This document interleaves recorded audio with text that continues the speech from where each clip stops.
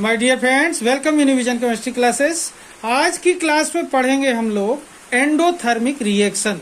Endothermic reaction या फिर इसी को बोलते हैं ऊष्माशोषी अभिक्रिया। ऊष्माशोषी अभिक्रिया। तो इसका क्वेश्चन क्या बन सकता है? देखें, यहाँ पर क्वेश्चन होगा। Question, what is endothermic reaction? What is endothermic reaction? Right it's examples. What is endothermic reaction? Right it's examples. तो आज का क्वेश्चन क्या है? एंडोथर्मिक रिएक्शन पर, ऊष्माशोषी अभिक्रिया पर। ये आपको एग्जाम के लिए मोस्ट इंपोर्टेंट है, ध्यान देंगे। इसमें मैं आपको 5 एग्जाम्पल्स भी दूंगा जो कि आपको नीट, JEE और कोई सा भी कॉम्पिटिटिव एग्जाम हो उसके लिए मोस्ट इंपोर्टेंट है। ठीक है, तो जरूर सीखिए और वीडियो को पूरा देखिए। अगर आपको वीडियो पसंद आए तो वीडियो को लाइक कीजिए, शेयर कीजिए और सब्सक्राइब करना मत भूलिए। ठीक है, तो देखते हैं endothermic reaction. What is endothermic reaction? Right it's examples का डिटेल। ओके, तो देखें यहां पर क्वेश्चन क्या है। Endothermic reaction. Endothermic reaction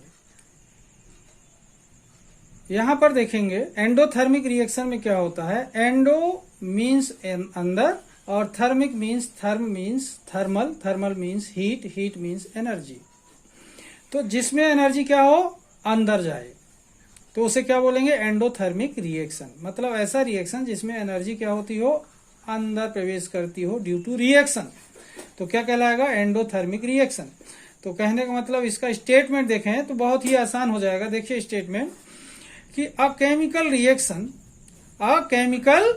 reaction in which energy is absorbed is called endothermic reaction. Once again, a chemical reaction in which energy is absorbed is called endothermic reaction. Once again, a chemical reaction in which energy is absorbed is called endothermic reaction. It means energy क्या होती है? absorb होती है due to reaction. Therefore, it is called endothermic reaction. Endothermic reaction means endothermic reaction में energy क्या होती है? Absorb होती है ड्यू टू रिएक्शन। रिएक्शन के दौरान एनर्जी क्या हो जाती है? एब्जॉर्ब होती है, हीट एब्जॉर्ब होती है। Therefore, it is called endothermic reaction. Once again, a chemical reaction in which energy is absorbed is called endothermic reaction. Okay? बहुत इजी है, ध्यान देंगे। अब मैं आपको बात करता हूं एंडोथर्मिक रिएक्शन के एग्जाम्पल्स की। यहां पर मैं आपको 5 एग्जाम्पल्स एक्सप्लेन करूंगा जो कि मोस्ट इंपोर्टेंट है एग्जाम के लिए भी, और आपको कॉम्पिटिटिव एग्जाम में काम आएंगे एग्जाम्पल्स। ठीक है, एक ही वीडियो में आपको 5 के 5 एग्जाम्पल्स आपको लर्न करने को मिल जाएंगे। ठीक है, तो देखते हैं एग्जाम्पल्स के बारे में। ठीक है, तो अब यहां पर देखते हैं फर्स्ट एग्जांपल एंडोथर्मिक रिएक्शन का। ठीक है, तो यहां पर देखें, thermal decomposition of calcium carbonate. Thermal decomposition of calcium carbonate. तो अब यहां पर देखें, कैल्शियम कार्बोनेट का फार्मूला CaCO3। क्या नाम होगा इसका? Calcium carbonate. हीट किया जाता है, मतलब एनर्जी इसमें इंटर हो रही है। तो कैल्शियम कार्बोनेट को हीट करते हैं तो ये डिकम्पोज होता है किसमें? कैल्शियम ऑक्साइड और कार्बन डाइऑक्साइड में। तो यहां पर देखें, कैल्शियम ऑक्साइड फॉर्म होता है एंड कार्बन डाइऑक्साइड बनती है। तो यहां पर क्या हो रहा है? थर्मल डिकम्पोजिशन हो रहा है। क्या हो रहा है? थर्मल डिकम्पोजिशन, मतलब इसे हीट कर रहे हैं। तो क्या हो रहा है यहां पर देखें, calcium carbonate is heated, then calcium oxide and carbon dioxide is formed. Once again, when calcium carbonate is heated, then calcium oxide and carbon dioxide is formed. तो कौन सा रिएक्शन कहलाएगा ये? Thermal decomposition of calcium carbonate. मतलब इसको heat कर रहे हैं, एनर्जी दे रहे हैं, मतलब एनर्जी इसमें इंटर हो रही है, मतलब एनर्जी एब्जॉर्ब हो रही है। इसलिए ये जो रिएक्शन है thermal decomposition of calcium carbonate, क्या कहलाएगा? एंडोथर्मिक रिएक्शन है। ओके, तो देखें, CaCO3 equal to heat CaO plus CO2, calcium carbonate, calcium oxide and carbon dioxide. कौन सा एग्जाम्पल कहलाएगा? एंडोथर्मिक रिएक्शन का। ठीक है, अब देखते हैं नेक्स्ट एग्जाम्पल। ओके, अब यहां पर देखते हैं second example, photosynthesis reaction. Photosynthesis reaction, ये फोटोसिंथेसिस रिएक्शन भी एंडोथर्मिक रिएक्शन का एग्जाम्पल है। ध्यान देंगे, सनलाइट के प्रेजेंस में हीट एब्जॉर्ब करके और कार्बन डाइऑक्साइड वाटर रिएक्शन करते हैं, क्लोरोफिल के प्रेजेंस में ग्लूकोज बनाते हैं, ऑक्सीजन बनाते हैं और वाटर रिड्यूस होता है।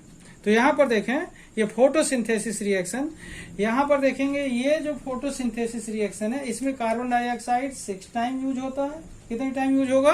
6 टाइम। तो यहाँ पर देखें 6 CO2 plus 12 H2O, carbon dioxide है ये, और ये क्या है? वाटर है, 12 H2O। हीट अपान में यहाँ पर लिखा हुआ है सनलाइट, या तो सनलाइट लिखें या हीट लिख दें या दोनों भी लिख सकते हैं, ठीक है। तो क्या फॉर्म होता है? C6H12O6 ग्लूकोज, 6O2 ऑक्सीजन और साथ में 6 टाइम वाटर रिड्यूस होता है, ठीक है। तो ये जो रिएक्शन हो रहा है फोटोसिंथेसिस रिएक्शन है, जो कि सनलाइट के प्रेजेंट में होता है, इसलिए यह भी एक एग्जाम्पल है एंडोथर्मिक रिएक्शन का। यह एक एंडोथर्मिक रिएक्शन है, ध्यान देंगे। 6 CO2 plus 12 H2O equal to heat, sunlight लिखें दो में से कोई एक या दोनों लिखें, C6H12O6 plus 6O2 plus 6 H2O। कौन सा रिएक्शन कहलाएगा? एंडोथर्मिक रिएक्शन है, ठीक है। अब देखते हैं नेक्स्ट एग्जांपल, ठीक है। अब देखें यहां पर एग्जांपल नंबर 3 है, decomposition of water. Decomposition of water, तो यहां पर देखें वाटर का डिकम्पोजिशन होता है गर्म करने पर, हीट के प्रेजेंस में वाटर डिकम्पोज होता है। तो देखिए यहां पर रिएक्शन जो देख रहे हैं, रिएक्शन क्या है? 2H2O बैलेंस करने के लिए वाटर को 2 टाइम लेना पड़ेगा। तो 2H2O इक्वल टू हीट, क्या कर रहे हैं? गर्म कर रहे हैं, हीट दे रहे हैं। तो 2 टाइम हाइड्रोजन मतलब 2H2 एंड O2 गैस बनती है। तो यहां पर देखें water equal to hydrogen and oxygen, मतलब डिकम्पोजिशन ऑफ वाटर, वाटर का डिकम्पोजिशन होता है हाइड्रोजन एंड ऑक्सीजन में। ओके, तो यहां पर देख रहे हैं when water is heated then hydrogen and oxygen gas is formed. Hydrogen भी गैस है, ऑक्सीजन भी गैस है और वाटर लिक्विड होता है। तो वाटर को हीट करते हैं तो हाइड्रोजन गैस बनती है और ऑक्सीजन बनती है। तो वाटर का डिकम्पोजिशन किसमें हुआ? हाइड्रोजन एंड ऑक्सीजन में। लेकिन किसके प्रेजेंस में? हीट देने पर डिकम्पोज हुआ, किसमें? हाइड्रोजन और ऑक्सीजन में। इसलिए decomposition of water is an endothermic reaction. कौन सा रिएक्शन होगा ये? एंडोथर्मिक रिएक्शन, ठीक है, क्योंकि हीट देने पर इसका डिकम्पोजिशन हो रहा है। ओके, अब देखते हैं नेक्स्ट एग्जाम्पल। अब देखें यहां पर नेक्स्ट एग्जाम्पल देख रहे हैं, एग्जाम्पल्स नंबर 4। एग्जाम्पल नंबर 4 यहां पर देखें formation of nitric oxide. Formation of nitric oxide, तो यहां पर देखें नाइट्रोजन और ऑक्सीजन को क्या करेंगे? यहां पर हीट करेंगे। क्या करेंगे? हीट।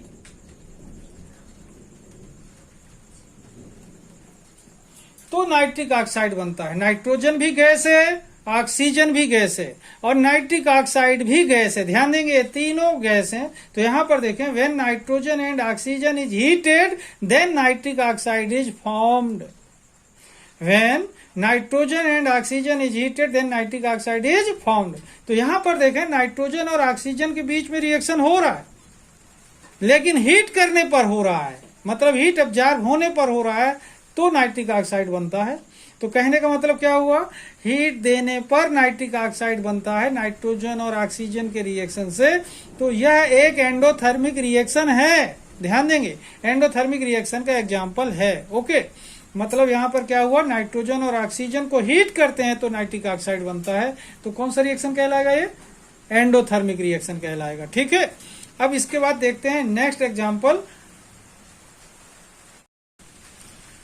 अब देखिए यहां पर देख रहे हैं एग्जाम्पल 5th और ये लास्ट एग्जाम्पल है इसका।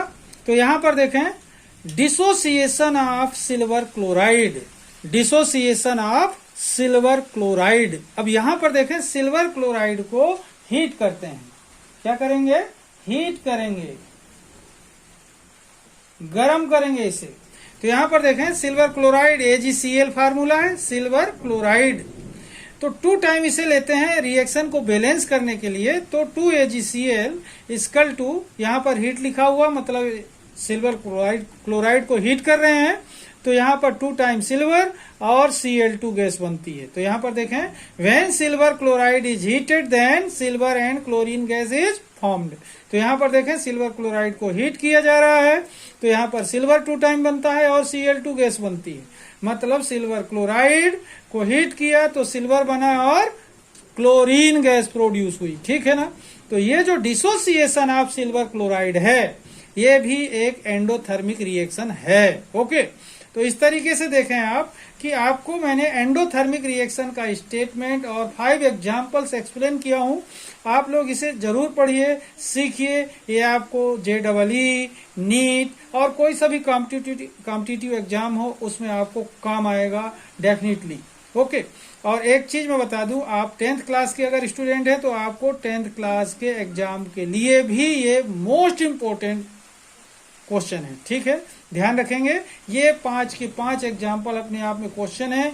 आपको पहचानने को पूछा जा सकता है कि ये एंडोथर्मिक रिएक्शन है या नहीं, या राइट एनी 2 एग्जाम्पल्स, या राइट एनी 1 एग्जाम्पल, या कोई रिएक्शन आधा लिखा हो उसको पूरा करने को भी पूछा जा सकता है। इसलिए आपको एग्जाम क्लास 10th का एग्जाम देने के लिए भी मोस्ट इम्पोर्टेंट क्वेश्चन है, ध्यान रखेंगे। तो इसे जरूर सीखिए।